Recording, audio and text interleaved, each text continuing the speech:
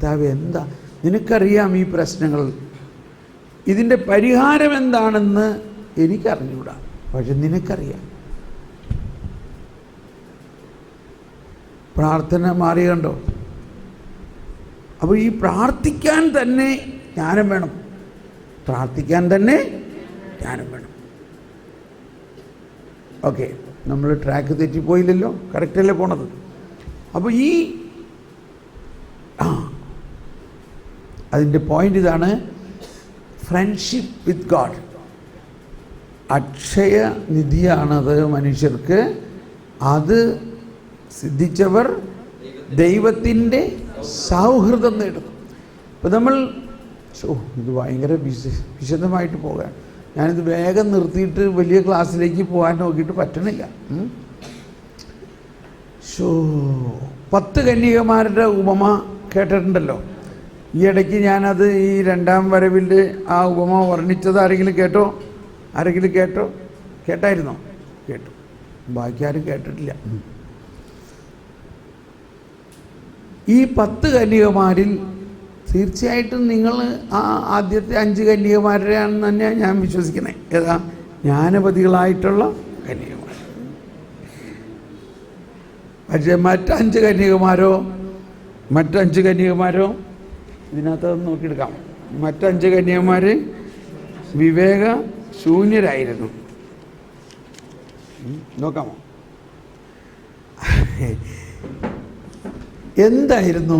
എന്താണ് അവിടുത്തെ ആ പ്രശ്നം? ഈ വിവേകവതികളായിട്ടുള്ള കന്യകമാർ പാത്രത്തിൽ വിളക്കും കൊളുത്തി മണവാളനെ വീണ്ടും. മണവാളൻ ആള് ഫേമസ് ആയിപ്പോയി. മണവാളൻ്റെ വരവും കാത്തിരുന്നു. മണവാളൻ വന്നു. അവർ മണവാളനോടൊപ്പം മണിയറയിൽ പ്രവേശിച്ചു. എന്നാൽ മറ്റുള്ള 5 കന്യകമാരുടെ ആ നേരത്താണ് അവരുടെ എണ്ണ തീർന്നു പോയി. അവരെണ്ണ മേടിക്കാൻ പോയി. അപ്പോഴേക്കും മണവാളൻ വന്നു, കഥ കടച്ചു. ഇതൊന്ന് പാടിയാലോ? സോഫ്റ്റായിട്ട് പറഞ്ഞേ. ഇത് നമ്മുടെ സുറിയാനി ഇതിനകത്തുള്ള ഒരു ഇതാണ്. ഭയങ്കര രസം ഇത് കേൾക്കാൻ. എങ്ങനെ നിങ്ങൾ കേട്ട് ഇതൊക്കെ ഇപ്പോഴും കേട്ടോ. അവിടെ പെട്ടിയിൽ കിടക്കണ നേരത്ത് നിങ്ങളാരും കേൾക്കാൻ പോകില്ലെന്ന് ഓർത്തത്. രാജമന്ദിരത്തിൽ അവർ പ്രവേശിക്കും. മതിശാലിനികൾ കന്യകമാർ എണ്ണ പകർന്നു വിളക്കുകളിൽ തിരികൾ കൊളുത്തിയൊരുക്കുന്നു. മണവാളനതാ സ്വർഗത്തിൻ വാതിൽ തുറന്നകമണയുന്നു. കന്യകളാൽ പരിസേവിതനാ. ദുഷ്ടർക്ക് അവരുടെ പ്രതിഫലം നൽകുന്നു. മതിയറ്റവരാം കന്യകമാർ എണ്ണ വിളക്കിലെടുത്തീല. തിരികൾ കൊളുത്തിയൊരുക്കീല. വാതിലടച്ചു മണവാളൻ. നിഷ്കാസിതരായവരെല്ലാം നൈരാശ്യമോടെ കരയുന്നു.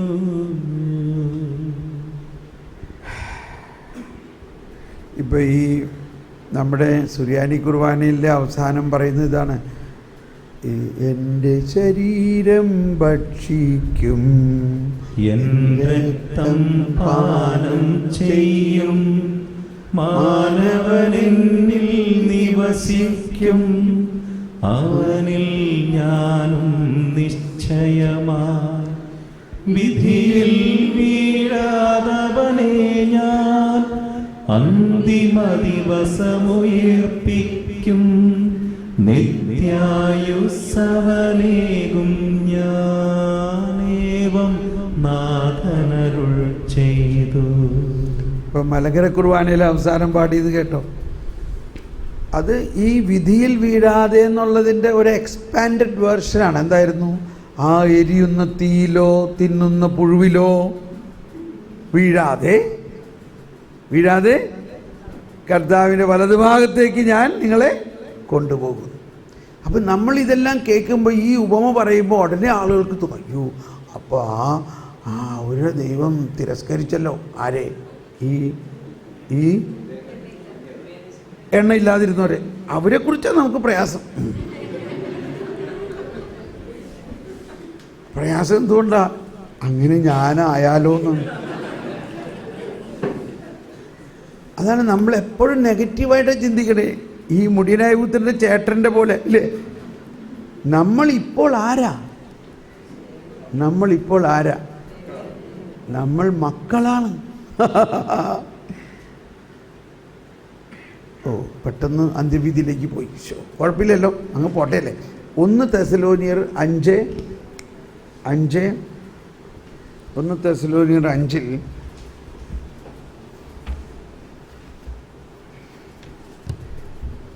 റോക്കോക്കോ ഗലഫിൽക്കോ തെസ തെസ തിം തിം ധിറ്റ്ഫിൽഹി. അതാണ് പൗലോസ്ലീഹയുടെ ലേഖനങ്ങൾ മനസ്സിലാക്കേണ്ട ഒരു വിധം. ഞങ്ങൾ നിങ്ങളെ സുവിശേഷം അറിയിച്ചത്. ഇത് പിടിക്കല്ലേ എൻ്റെ 5 സഹോദരൻ. തെസ്സലോനിക്ക 5-ാം അധ്യായത്തിൽ 3-ാമത്തെ വചനം വായിക്കുക, അല്ലെങ്കിൽ 2 മുതൽ വായിക്കും. 2, 5, 1 തെസ്സലോനിക്ക 5:2. രാത്രിയിൽ കള്ളൻ എന്ന പോലെ കർത്താവിന്റെ ദിനം വരുമെന്ന് നിങ്ങൾക്ക് നന്നായി അറിയാം. ശ്രദ്ധിക്കണേ, എല്ലാവരും ഒന്ന് വായിച്ചെന്നു. രാത്രിയിൽ കള്ളൻ എന്ന പോലെ കർത്താവിന്റെ ദിനം വരുമെന്ന് നിങ്ങൾക്ക് നന്നായി അറിയാം. വായിച്ചോളൂ, കണ്ടിന്യൂ. സമാധാനവും ഭദ്രതയും എന്ന് അവർ പറഞ്ഞുകൊണ്ടിരിക്കെ തന്നെ ഗർഭിണിക്ക് പ്രസവവേദന ഉണ്ടാകുന്നത് പോലെ പെട്ടെന്ന് നാശം അവരുടെ മേൽ നിപതിക്കും. അതിൽ നിന്ന് അവർ രക്ഷപ്പെടുകയില്ല. എന്നാൽ ഇത്രയും കേൾക്കുമ്പോഴേക്കും നമുക്ക് പേടിയായി തുടങ്ങിയില്ലയോ? ഇത്രയും കരുണ എന്ന് പറഞ്ഞ കർത്താവ് ഇങ്ങനെ ചെയ്യുമെന്നുള്ളതാണ്. ഇതാണ് ഈ ജ്ഞാനം വേണമെന്ന് പറയുന്നത്. എന്താണ് ജ്ഞാനം പറയണത്? അടുത്ത വചനം വായിക്കുക. എന്നാൽ സഹോദരരെ, ആ ദിവസം കള്ളൻ എന്ന പോലെ നിങ്ങളെ അപ്രതീക്ഷിതമായി പിടികൂടാൻ ഇടയാകത്തക്ക വിധം നിങ്ങൾ അന്ധകാരത്തിലല്ല കഴിയുന്നത്. ഓ, സമാധാനായോ? ചേട്ടൻ ചിരിക്കണോ? ഇത്രയും നേരവും ഭയന്നിരുന്ന ആളൊരു ചിരി. ഒന്നുകൂടി വായിച്ചത്. എന്നാൽ സഹോദരരെ, ആ ദിവസം കള്ളൻ എന്ന പോലെ നിങ്ങളെ അപ്രതീക്ഷിതമായി പിടികൂടാൻ ഇടയാകത്തക്ക വിധം നിങ്ങൾ അന്ധകാരത്തിലല്ല കഴിയുന്നത്. നിങ്ങളെല്ലാവരും പ്രകാശത്തിന്റെയും പകലിന്റെയും പുത്രന്മാരാണ്. നമ്മിൽ ആരും തന്നെ രാത്രിയുടെയോ അന്ധകാരത്തിന്റെയോ മക്കളല്ല. അപ്പോൾ ഇതിൽ നിന്ന് വരുന്നത്, ഇത് ജ്ഞാനവുമായിട്ട് ചിന്തിക്കുമ്പോൾ ആ കന്യകമാര്, അത് നമുക്ക് എന്താണ് ആ 2 ഗ്രൂപ്പ് കന്യകമാരുടെ വ്യത്യാസം എന്ന് മനസ്സിലാകണം. അപ്പോൾ ഈ ജ്ഞാനവതികളായ കന്യകമാർ, അപ്പോൾ ഒന്നൊരു കോൺഫിഗറേഷൻ പ്രോബ്ലമാണ്. അപ്പോൾ ദൈവം നമ്മുടെ സ്നേഹിതനാണ്. ദൈവത്തിൻ്റെ ജ്ഞാനം നോക്കിക്കോട്ടോ, ഈ എൻ്റെ വലതുകരം പോലെയാണ്, ഇത്രയും ഉയർന്നാണ്. എന്നാൽ മനുഷ്യൻ്റെ ജ്ഞാനം ഈ എൻ്റെ ഇടതുകരം പോലെ താഴ്ന്നിരിക്കുകയാണ്. ഇവർ തമ്മിൽ സമ്പർക്കമുണ്ടോ? ഈ സമ്പർക്കം ഉണ്ടാകണമെങ്കിൽ എന്ത് ചെയ്യണം? ഈ കന്യകമാരെ പോലെ നമ്മൾ ജ്ഞാനത്തിൽ ഉയർന്ന്, കേട്ടോ, നമ്മളുടെ ബേസ് താഴെയാണെങ്കിലും നമുക്ക് ഉയരാം, ദൈവം ജ്ഞാനം തരുന്നുണ്ട്. അപ്പോൾ എന്ത് സംഭവിക്കുന്നു? മണവാളനുമായിട്ട് നമ്മൾ ഐക്യത്തിലായിരിക്കുന്നു. മണവാളൻ പറയുന്നത് നമുക്ക് മനസ്സിലാവുന്നു. മണവാളനുമായിട്ട് സമ്പർക്കത്തിൽ വരുന്നു. മറിച്ച് മറ്റ് കന്യകമാർ, എനിക്ക് ഇത്രയൊക്കെ ജ്ഞാനം മതി, നമ്മൾ ക്ഷമിക്കണേ, biology, trigonometry, botany, physics, chemistry, engineering, computer science, ഇതൊക്കെ മതി ഞങ്ങൾക്ക്. പക്ഷെ ഇതുകൊണ്ട് മുകളിലെത്തുമോ? അത് ഈ ലോകത്തിലുള്ള കാര്യങ്ങൾ മാത്രമേ അതുകൊണ്ട് നമുക്ക് മനസ്സിലാവുള്ളൂ. ഞാൻ ഇവിടെ നിങ്ങളൊക്കെ ഒരു യൂണിവേഴ്സിറ്റി ലെവലിലൊക്കെ പഠിപ്പിക്കുന്ന ആൾക്കാരാണെന്ന് എനിക്കറിയാം. അവരാരെയും ഞാൻ അണ്ടർ എസ്റ്റിമേറ്റ് അല്ല. ഞാൻ I am telling you the logic. ഈ ജ്ഞാനം ഈ ജീവിതത്തിന് വേണ്ടിയുള്ള ജ്ഞാനം. പക്ഷെ അതിൻ്റെ അകത്ത് നമ്മൾ പിടിച്ചു കയറണം ദൈവിക ജ്ഞാനത്തിൽ. ഏതുപോലെ? ഈ ആദ്യത്തെ 5 കന്യകമാരെ പോലെ. അപ്പോൾ ഇവിടെ ഇവർ ഈ ഡിസ്റ്റൻസിലായിപ്പോയി. അപ്പോൾ മണവാളൻ പറയാണ്, ഇവർ നോക്ക് ചെയ്യാണ്. അപ്പോൾ മണവാളനകത്തുനിന്ന് പറയാണ്, ആരാണത്? ഞാൻ നിങ്ങളെ അറിയില്ലല്ലോ. ആരെ മണവാട്ടിനെ അറിയില്ല. അപ്പോൾ എന്തുകൊണ്ടാണത്? വിശുദ്ധ ഹിലാരിയോസ് എന്ന് പറഞ്ഞ സഭാപിതാവിൻ്റെ ഒരു ഭയങ്കര ഇൻ്റർപ്രിറ്റേഷൻ ഉണ്ട്. അതിനകത്ത് പറയുന്നത്, എന്താണ് ഈ വിളക്ക്, എന്താണ് ആ പാത്രം? ആ പാത്രം നമ്മൾ ഓരോരുത്തരുടെയും ശരീരമാണെന്നും അതിലുള്ള എണ്ണ പരിശുദ്ധാത്മാവാണെന്നും ആ വിളക്ക് യേശുക്രിസ്തുവിനെ കുറിച്ചുള്ള സുവിശേഷ പ്രഘോഷണമാണെന്നുമാണ്. യേശുക്രിസ്തുവിനെ കുറിച്ചുള്ള സുവിശേഷ പ്രഘോഷണം ടെക്നിക്കലായിട്ട് പഠിച്ച് പറയാൻ പറ്റുമോ? പറ്റുമായിരിക്കും. പക്ഷെ അതിനകത്ത് എണ്ണ വേണം. എന്താണ് എണ്ണ? പരിശുദ്ധാത്മാ. ആ പരിശുദ്ധാത്മാവിലൂടെ നമ്മളത് പ്രവർത്തിക്കുമ്പോഴേ അത് സുവിശേഷമാകുള്ളൂ, അത് മറ്റാത്മാക്കളെ സ്പർശിക്കാൻ പറ്റുള്ളൂ. അല്ലെങ്കിൽ ഇപ്പോൾ ഈശോ പൗലോസിയുടെ ലേഖനത്തിൽ പറയുന്നുണ്ട്, ദൈവത്തിൻ്റെ വചനം ഇരുതലവാളിനേക്കാൾ മൂർച്ചയേറിയത്. അത് നമ്മുടെ സന്ധിബന്ധങ്ങളിലും ഉണ്ടോ? സന്ധിബന്ധങ്ങളിലും ഛേദന എന്ന് പറഞ്ഞാൽ മനസ്സിലും ആത്മാവിലും തുളച്ചു കയറും. സന്ധിബന്ധങ്ങളിലും ഛേദനയിലും ആത്മാവിലും തുളച്ചു കയറും അല്ലോ. അപ്പോൾ സൈമിൾട്ടേനിയസ് ആയിട്ട് ദൈവത്തിൻ്റെ വചനം എവിടെയെല്ലാം കയറുന്നു? നമ്മുടെ മാരോ, മജ്ജയിൽ, ഇവിടെ കൊടുത്തോളൂ, മജ്ജയിൽ കയറണമെന്നുണ്ടെങ്കിൽ വേറെ എവിടെ കയറണം? എല്ലിൽ കയറിയാലേ മജ്ജയിൽ കയറാൻ പറ്റുള്ളൂ. അപ്പോൾ അത് പറയേണ്ട ആവശ്യമില്ല. അതാണ് അതിനകത്ത് മനസ്സിലാക്കേണ്ട വിധം. അത് മജ്ജയിൽ കയറുന്നു എന്ന് പറഞ്ഞാൽ it penetrates already on the bones. എന്തിന്? വചനത്തിന്. മനസ്സിൽ കയറുന്നു, അതേ സമയത്ത് ആത്മാവിൽ. സൈമൾട്ടേനിയസ്ലി ഒരു മനുഷ്യൻ്റെ ഈ 3 തലങ്ങളിലേക്ക് ദൈവത്തിൻ്റെ വചനത്തിന് പ്രവേശിക്കാൻ പറ്റും. ഇനിയിപ്പോൾ നിങ്ങൾ ഒരുപാട് പേര് ടീച്ചേഴ്സ് ആയിട്ടുള്ളവരുണ്ട്. ഞാൻ എൻജിനീയറിങ്ങിൽ എനിക്ക് ഓർമ്മിക്കണ ഒരു സാറ്, ആ സാറിനെ എനിക്ക് ഒരിക്കലും മറക്കാൻ പറ്റില്ല. അദ്ദേഹം ക്ലാസ്സിലേക്ക് കയറുമ്പോഴേ തന്നെ പറയാൻ തുടങ്ങും, A machine is a contrivance which convert energy from a valuable form to useful form. ഇത് ദരാജയുടെ മെഷീൻ ഡിസൈൻ പുസ്തകത്തിൻ്റെ ആദ്യ സെൻറ്റൻസാണ്. എല്ലാ ദിവസവും ഇദ്ദേഹം ഇത് പറയും. അങ്ങനെ കണ്ടോ, ഇപ്പോൾ ഇത്രയും വർഷമായിട്ടും ഇത് നമ്മുടെ അകത്തുനിന്ന് പോകുന്നില്ല എന്ന്. പക്ഷെ അതൊരു ഭയങ്കര വേറെ വിധത്തിൽ ചിന്തിക്കുമ്പോൾ ഈ ഒരു പ്രൊക്ലമേഷൻ എവിടെ കയറി? ഇനി ഒന്നുകൂടി പറയാണ്, law of conservation of energy. Energy cannot be created nor destroyed, but energy can be converted.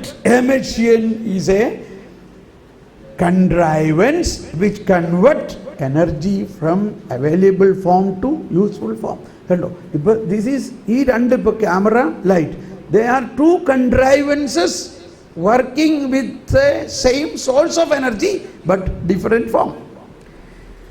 ഇപ്പോൾ ഞാനൊരു സയൻറ്റിഫിക് ടീച്ചിങ് ആണ് തന്നത്. ഈ സയൻറ്റിഫിക് ടീച്ചിങ് ഇപ്പോൾ എവിടെ കയറി? Has it a capacity to penetrate in the marrow?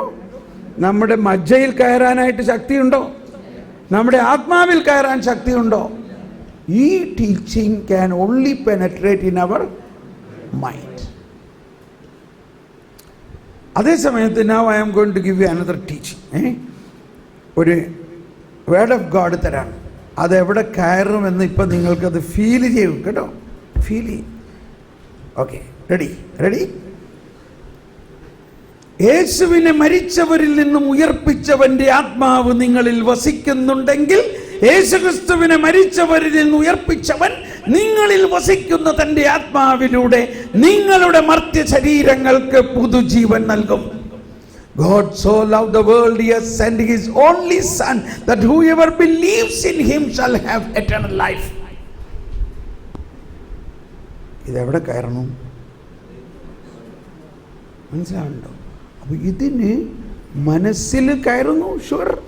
എന്നാൽ മനസ്സിൽ മാത്രമല്ല, മജ്ജയിലും ആത്മാവിലും കയറാനുള്ള ശക്തിയുണ്ട്. ഇതാണ് ദൈവത്തിൻ്റെ ജ്ഞാനത്തിൻ്റെ പ്രവർത്തനം.